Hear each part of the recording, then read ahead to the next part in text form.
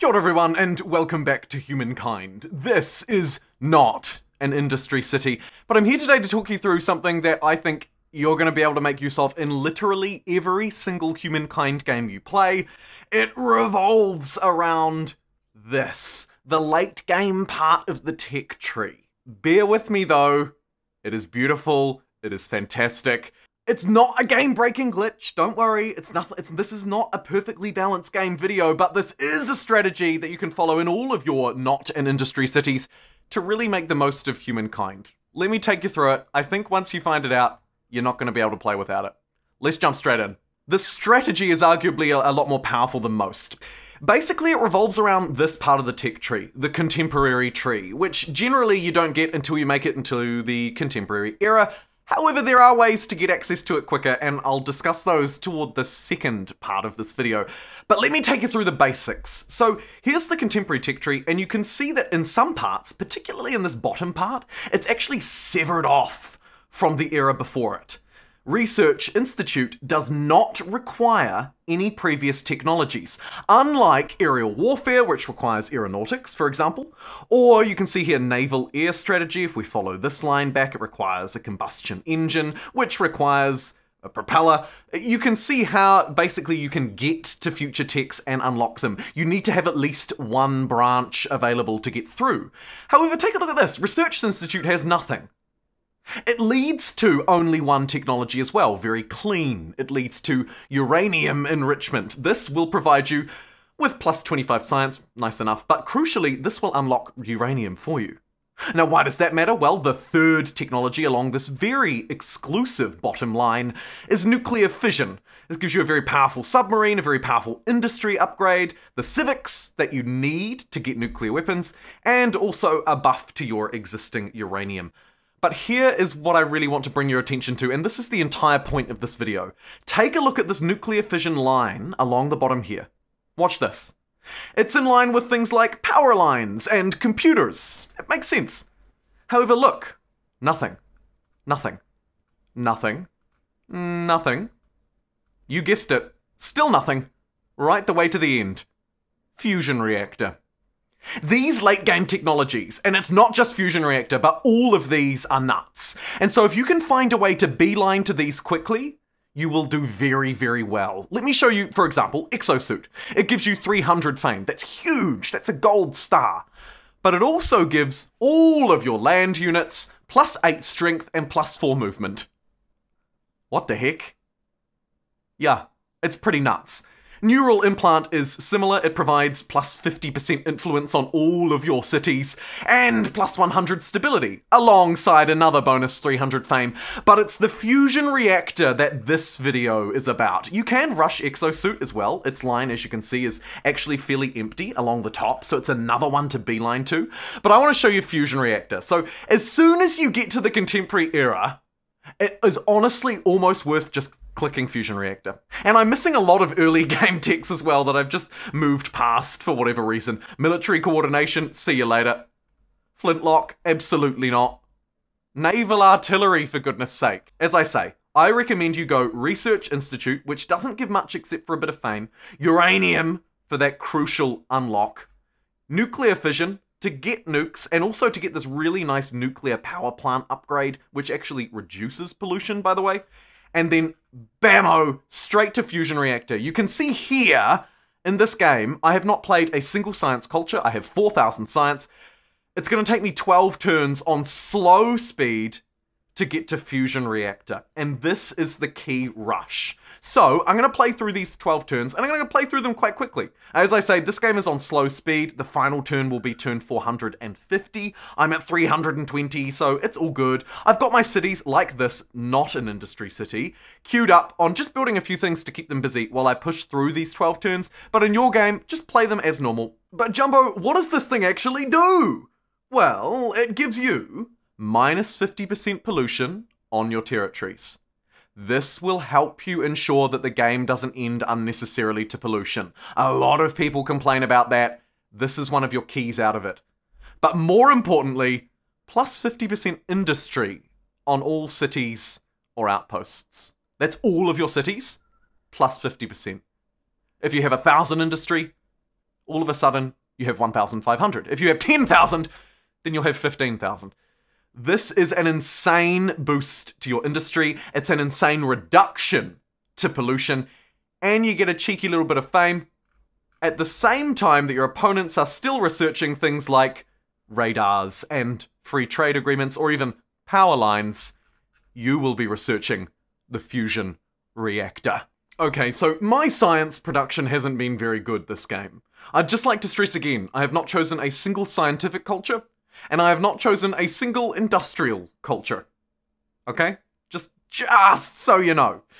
Anyway, here is Fusion Reactor, unlocked and researched. We've gone through its benefits already, but now let me show you the impact that this had on a city that had never been industrial, that had never been scientific, and I'd never focused on either of them as a priority in it either. Okay, through the magic of television, here we are back one turn. So here's not an industrial city. It's a very large city, fairly balanced in terms of its yields, but you can see a focus on science and industry and a lesser focus on food and money, or enough to get by for both of those anyway. At the moment, this city is producing 1,899 industry. That's a lot. It's got a lot of districts. That's a lot for a city that never specialized in it and never had any unique districts that provided me with industry. Let's flick through the turn and see what happens to these yields. Boom. You will see, thanks to this, the fusion reactor, an instant 50% buff to the industry in this city, and this city wasn't alone, all of them got it. You will have also noticed a huge jump in the amount of time it was going to take me to build the Sydney Opera House. That is, of course, because my industry or my production has increased a lot now to 2,766. And one of the things that I'd like to note about this blanket plus 50% industry on city or outpost is that scales with everything else you have going on. So all of a sudden, shifting this little person from money to industry and filling this last job slot will have even more of a profound impact. Have a look. 2,766 is what it's at the moment, and I can take it to 2,779. That's an increase of 13. Yet you can see here that my industry workers by themselves are, on average, only providing 8. This powerful strategy has another layer to it, and that is specifically a very French layer in the industrial era. Here you can see I'm playing as the French in the industrial era. They are a scientific culture. They give plus 10% science on all cities. Kind of nice. They are the only scientific culture at the moment in era number 5. The reason why it matters that they're a scientific culture is because of this. Their affinity bonus is foresight. And like every other scientist in Humankind, they can research one era ahead of their current one. I think you might be able to see where this is going, but in case you weren't already building up fame to pick up your science stars, which you absolutely should be, let me show you how this works. Go into the text screen. Here you can see I've just finished the medieval era, I've just gone through the early modern era, here I am arriving at the industrial era, and you can see at the moment I have no technologies here. None. I've just arrived in the industrial era and I'm behind on science in this game. That's why I chose the French. However, as the French in the industrial era, we can research through into the contemporary. And so you know what that means, folks. I find my fusion reactor, I click it, and the game will automatically determine that from where I am right now, I can get there in 5 ticks. Take a look. Before it, nuclear fission. Before it, uranium enrichment. Before that is the Research Institute. We know this already. But wait, what's before that? There's no connection. So what is the game making me research to get to Research Institute? Keep scrolling. Keep scrolling. Guilds? I don't think so. Cancel that. Anything else back here? No? Nothing? Well, it looks to me like despite not having any of these industrial techs, having really only half of the early modern techs, and while this might not always be advisable, I can actually just start looking at Research Institute immediately. Because there is no prerequisite, and because we are a scientific culture, there is no prerequisite to it. So what do? Let me show you, because this gets even more stupid. Firstly, you want to make sure that you have your emblematic districts. As the French, you get the exhibition hall, provides some science per population. I'm sure you can make the most of it. I'm going to buy that outright. Secondly, you want to make sure that you have a lot of science. If you haven't focused on it already, which I've been unable to in this game, then you might want to pump out a few scientific districts where the game recommends you to build them. Okay? Cool. Job done. Idle army, I don't care about you. Do your thing, you are not important to this video. If your industry yields are higher than your science, however, and you're playing through this strategy of using France, then I would recommend instead you build makers' quarters, and that will become clear in a moment. Firstly, they're arguably more useful for you moving forward to try and build stuff. But basically what we'll be doing is converting this industry into science anyway. So build whichever one is more impactful for you, i.e. which one has the greatest yields for the moment. Okay, I've passed a couple of turns now and kind of just built up everything that I can at the moment, given the size of my empire. So now let me show you how this plays out in practice. My cities aren't great. They're producing a lot of science, not a lot of industry, so on and so forth. As a scientific culture, France is no different. Up here you have this, collective minds. Every culture has an affinity ability, and for the scientific cultures, it converts their industry and money into science. Now, before you play around with this, you might want to make sure that you have a little bit of cash in your coffers, because it will probably send you into negative gold. And I've just noticed that I have no cash in my coffers. I'm just going to quickly free up a little bit of cash by reducing my overheads, i.e. disbanding these units that I don't need, and also just by passing a turn, because I'm making quite a lot of money per turn at the moment. So I'm just going to pass through these turns, get another couple of districts built. Like I say, the production ones are arguably just as, if not more important than the scientific ones, if the numerical yield is higher, and in this case it is. Okay, so 2 turns later, I've got a bit of gold. Let me show you how this works. Jump into your cities and activate collective minds. This will convert all industry and money, so in this city it's roughly 280, into science. Watch as it happens here in front of you. Wabam, you can see 0 industry, 0 money, and all of a sudden, a boatload of science. What I want you to do is to go around and do this in as many cities as you can, regardless of what they're building. Flick on collective minds, okay? And as many as you can possibly get away with. Preferably all of them.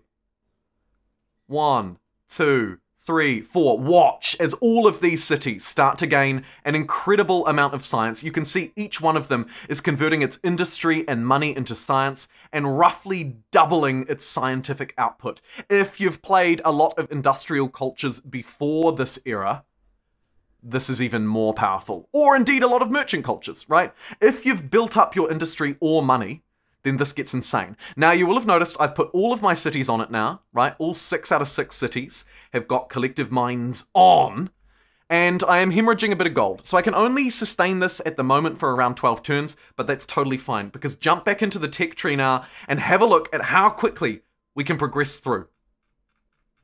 Woof. 3 turns for Fusion Reactor. And just like that, barely a few turns later, although slightly longer than I'd wanted, Fusion Reactor is unlocked. And all of a sudden, now I'm receiving plus 50% industry on all of my cities. But do you know what that means? It actually means that now my scientific minds ability can snowball even further. Because now all of my cities are producing a whole load of extra industry, which, when you use collective minds, is converted into science. You can see how this snowballs completely out of control. Largely helped by the fact that there is no prerequisite to having a research institute. I've researched a fusion reactor, but look at all the stuff that I haven't. Nationhood, never heard of it. Electricity, say what? Patronage, absolutely not. Gunpowder, huh? I mean, it's absurd, and it's wonderful, and it's a really, really powerful strategy to, at the very least, get some quick fame, and reduce your pollution by 50% and up your industry by 50%. I would encourage you to then go through and do the same thing. I really like going along the top of the tech tree next for exosuit. I think that makes land units so very powerful. You might also want to bounce through and pick up the neural implant, potentially military laser. All of these late game techs give a whole lot of fame regardless. Overall, it combines into an incredibly powerful strategy that only gets more nuts, by the way, as you move through into the contemporary era. Right, you have to bear in mind, I'm showing you this on fast speed in the industrial era. These are not big cities. These cities do not have large yields. But look at just how powerful you can blitzkrieg your way through the tech tree with collective minds on. All of this science. Look at this, 0 turns, 0 turns. You will get your science stars like no other, and up your industry, which of course will increase your builder stars, so on and so forth. Overall, folks, this is an incredibly powerful strategy for the industrial and contemporary era. It is probably my greatest tip to help you improve your game at this stage in the game. I really hope you enjoyed it. If you did, please do consider leaving a like rating, and I'll see you next time.